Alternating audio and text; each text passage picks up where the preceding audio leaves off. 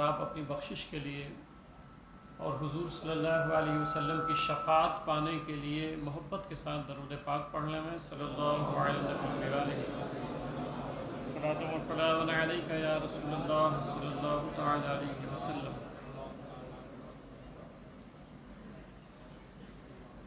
اللہ کے رسول صلی اللہ تعالی علیہ وسلم ارشاد فرماتے ہیں کہ جو شخص مجھ پر شب جمعہ اور جمعہ کے روز، یعنی یہ جو رات چلی گئی جس کو جمعہ رات کہتے ہیں، ٹھیک ہے، جو رات گزری ہے اور آج کا دن، تو میرے آقا صلی اللہ علیہ وسلم فرماتے ہیں جو شخص مجھ پر شب جمعہ اور جمعہ کے روز 100 بار درود شریف پڑھے تو اللہ تعالیٰ اس کی 100 حاجتیں پوری فرماتا ہے۔ یعنی جو آج کے دن 100 مرتبہ درود پاک حضور صلی اللہ علیہ وسلم پر پڑھ دے تو اللہ تعالیٰ اس کی 100 حاجتیں پوری فرمائے گا۔ اور پھر ایک روایت ہے کہ حضور صلی اللہ علیہ وسلم نے فرمایا جو شخص صبح کے وقت اور شام کے وقت، صبح میں آپ کام پہ نکل رہے ہیں درود پاک پڑھ رہے ہیں، آ رہے ہیں درود پاک پڑھ رہے ہیں، سونے سے پہلے درود پاک پڑھ رہے ہیں، تو سرکار فرماتے ہیں جو صبح و شام مجھ پر 10 مرتبہ بھی درود پاک پڑھ لیں، بھی زیادہ پڑھ لیں تو پھر وہ تو قسمت کا دھنی ہوگا، مگر حضور صلی اللہ علیہ وسلم فرماتے ہیں جو شخص کم سے کم 10 مرتبہ مجھ پر صبح و شام درود پڑھ لے تو میرے آقا فرماتے ہیں کہ اسے قیامت کے روز میری شفاعت نصیب ہوگی۔ کتنی بڑی بات ہے کہ درود پاک آپ صرف 10 مرتبہ پڑھ لیں صبح میں، سرکار فرماتے ہیں میری شفاعت نصیب ہوگی اسے۔ پھر حضور صلی اللہ علیہ وسلم نے فرمایا کہ جب تم ایسے ہو جاؤ کہ تمہارے غم بڑھ جائیں، جب یہ کیفیت ہو جائے، اور میرا خیال ہے کہ جتنے لوگ بیٹھے ہوگے ہر کوئی جو ہے نا کچھ غم میں مبتلا ہے، ہر کوئی کسی نہ کسی غم میں مبتلا ہے، چاہے وہ اولاد کا ہو، رزق کا ہو، مکان کا ہو، رشتہ دار میں کوئی مسئلے ہوں، تو اب کریں کیا ہم؟ اب حضور صلی اللہ علیہ وسلم نے جو نسخہ بتایا ہے اس پہ عمل کریں۔ ہم لوگ کیا ہوتا ہے کہ جیسے 2 دن پڑھے، 4 دن پڑھے، 10 دن پڑھے، پھر مایوس ہو گئے، یار 10 دن ہو گیا ہے اور ابھی نہیں ہوا۔ آپ یہ یقین رکھیں کہ جو سرکار نے کہہ دیا وہ ہو کے رہے گا، یہ یقین رکھیں آپ، تسلسل نہ توڑا کریں کہ یار 2-4 دن کر دیا تو پھر ابھی نہیں ہوا، نہیں، ایسی بات نہیں ہے، آپ یقین رکھیں کہ وہ ہو جائے گا، تسلسل نہ توڑا کریں آپ۔ تو حضور صلی اللہ علیہ وسلم فرماتے ہیں کہ جب تم ایسے ہو جاؤ کہ تمہارے غم بڑھ جائیں اور تم ان غموں کو ختم کرنا چاہو، اب یہ براہ راست حضور صلی اللہ علیہ وسلم کے فرامین سنا رہا ہوں میں آپ کو، کہ تمہارے غم بہت بڑھ گئے اور تم ان غموں کو دور کرنا چاہتے ہو جو تمہارے اوپر مسلط ہو گئے غم کی صورت میں، تو سرکار فرماتے ہیں کہ پھر غم کو ختم کرنا ہے تو مجھ پر درود پاک پڑھو، مجھ پر کثرت کے ساتھ درود پڑھو۔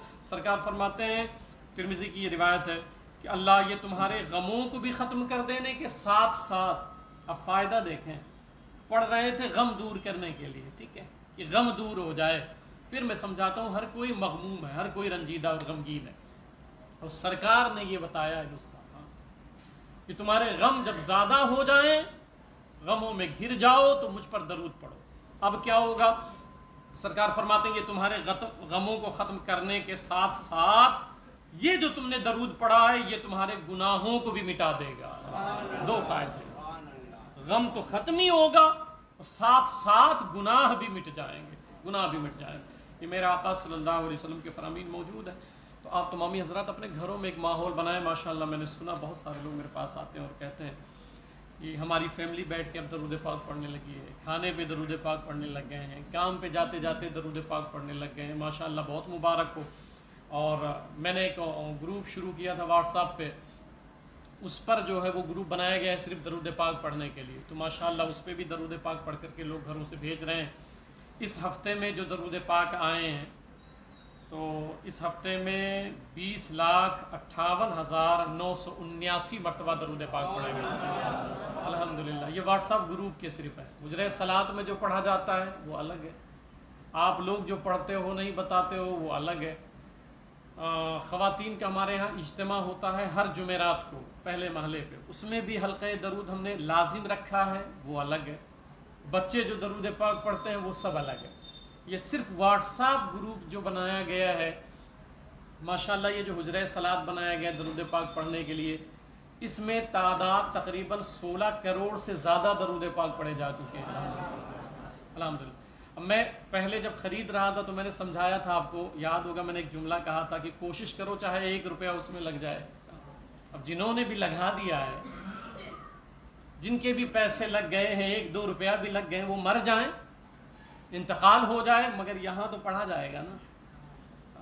تو اس لیے جب میں کبھی کہتا ہوں نا کہ کوشش کیا کرو کہ اپنے ایصال ثواب کے لیے، ٹھیک ہے، تو اس ہفتے میں جو واٹس ایپ پہ درود پاک پڑھے گئے ہیں ان کی تعداد 20,58,979 ہے۔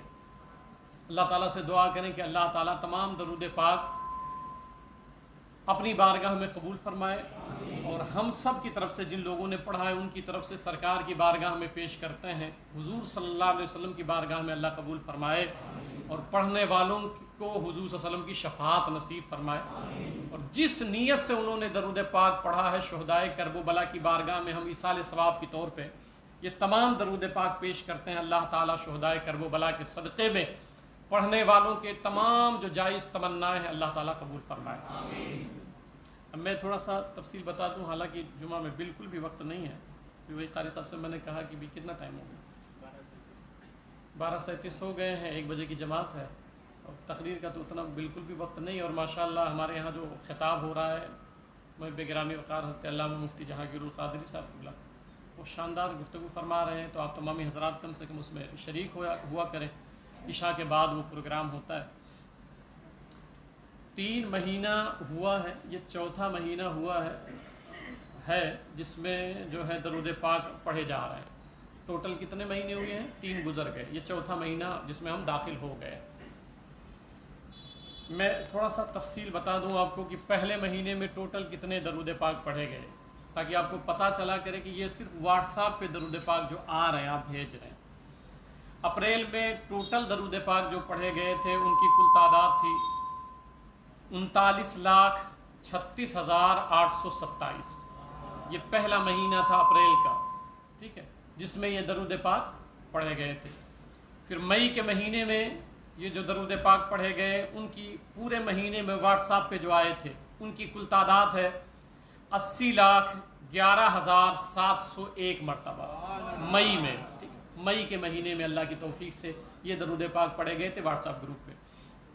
پھر پچھلا مہینہ جو گیا اس میں جو درود پاک پڑھے گئے تھے ان کی تعداد ہے 73,84,870۔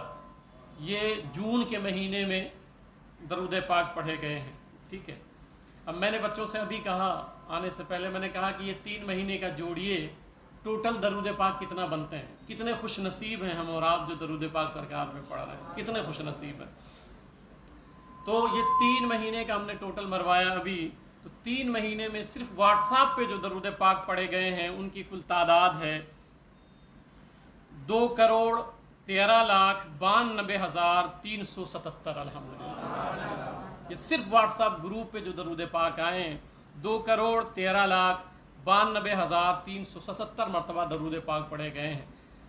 اب ماشاءاللہ یہ مطلب میں نے بتایا نہیں کہ نیکیوں کے لیے ایک ماحول کی ضرورت ہوتی ہے، کہ ایک ماحول بنتا ہے پھر وہ نیکیاں ہو جاتی ہیں۔ تو واٹس ایپ پہ جو لوگ نہیں جڑے ہیں وہ جڑ جائیں، کم سے کم آپ کے خاندان کے جو لوگ انتقال کر چکے ہیں آپ ویسے ہی ایصال ثواب نہیں کر پاتے ہیں، واٹس ایپ پہ آپ درود پاک پڑھیں۔ میں ہر جمعہ میں دعا کرتا ہوں، اور وہ تمام جو درود پاک پڑھے جاتے ہیں پڑھنے والوں کے مرحومین کے نام پہ بخشا جاتا ہے، تو کم سے کم آپ کی طرف سے ان کو کچھ ایصال ثواب ہو جایا کرے گا۔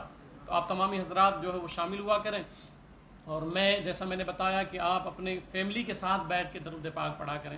شام میں کوئی ایک ٹائم منتخب کر لیں، جب سب کچھ میرے سرکار کا ہے تو کیا 10 منٹ اور 15 منٹ سرکار کو نہیں دیا جا سکتا ہے کہ فیملی کے ساتھ بیٹھ جائیں اور سرکار پہ ہم درود پاک پڑھیں۔ اللہ تعالیٰ سب کے پڑھنے کو قبول فرمائے، اور ایک مرتبہ درود پاک پڑھ لیں، چند باتیں میں عرض کر دوں۔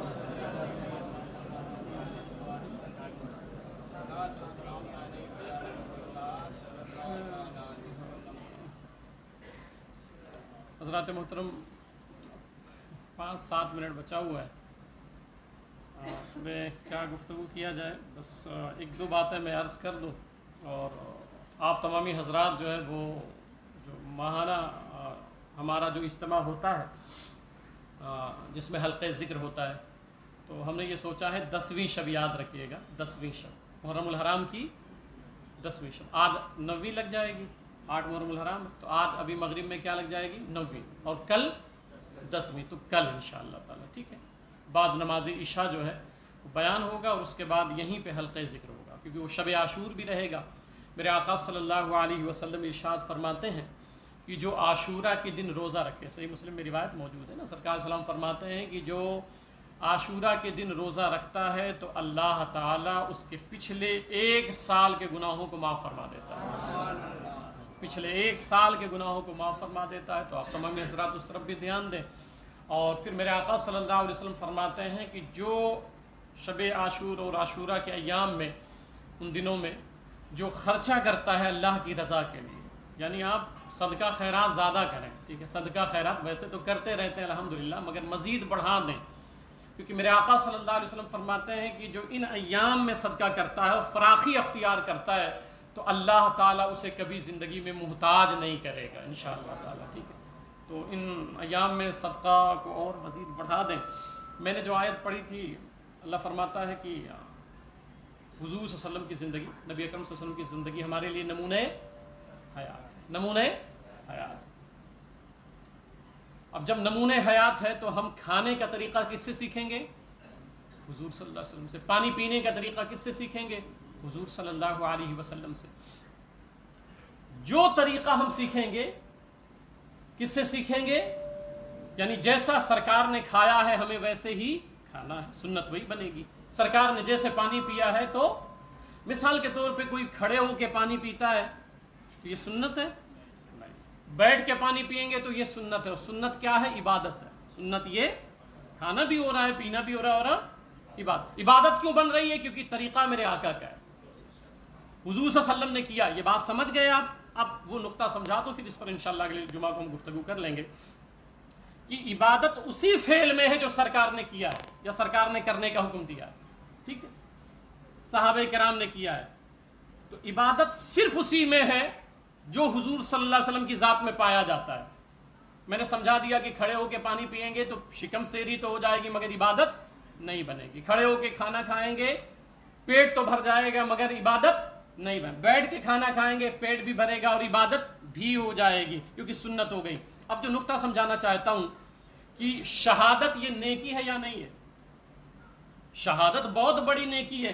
میرے آقا صلی اللہ علیہ وسلم فرماتے ہیں کہ جب شہید جو ہوتا ہے تو جب شہادت کا وقت آتا ہے تو پردے ہٹا دیے جاتے ہیں اور پھر وہ محبوب کو بے نقاب دیکھتا ہے، بے نقاب دیکھتا ہے، تو وہ بہت بڑی نیکی ہے۔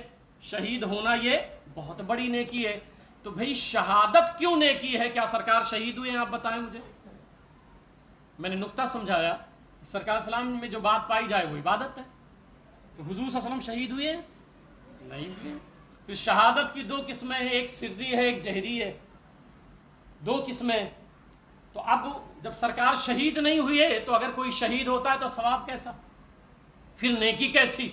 کیونکہ حضور صلی اللہ علیہ وسلم تو شہید نہیں ہوئے ہیں۔ تو میں یہ سمجھانا چاہتا ہوں، اس پر تفصیلاً گفتگو اگلے جمعہ کو کر لوں گا، کہ یہ جو حسنین کریمین کی شہادت ہے یہ دراصل میں حسنین کریمین کی شہادت نہیں، تاجدار کائنات کی شہادت ہے۔ یہ حضور صلی اللہ علیہ وسلم کی شہادت ہے، کیونکہ اگر حضور کی شہادت نہ مانا جائے تو شہادت میں پھر نیکی اور ثواب نہیں ہوگا۔ اگر کوئی نبی کھڑے ہو کے جو شہید ہوئے ہیں میدان میں، میرے آقا سب سے افضل ہیں کہ نہیں ہیں؟ سب سے افضل ہیں۔ ہر صفت میں افضل ہیں کہ نہیں افضل ہیں؟ تو جب ہر صفت میں افضل ہیں تو سرکار شہید ہوئے؟ تو یہ صفت تو ہے ہی نہیں۔ تو اگر کوئی نبی جو شہید ہوا ہے میدان محشر میں کھڑے ہو کر کے یہ دعویٰ کر دے کہ میں حضور صلی اللہ علیہ وسلم سے اس صفت میں اعلیٰ ہوں کہ سرکار شہید نہیں ہوئے ہیں اور میں شہید ہو گیا تھا، مجھے شہادت ملی تھی، تو لازمی ہے کہ حضور صلی اللہ علیہ وسلم کو شہادت ملنی چاہیے، کیونکہ سرکار سب سے بلند ہے ہر اعتبار سے۔ اس پر انشاءاللہ تعالی اگلے جمعہ کو ہم گفتگو کریں گے۔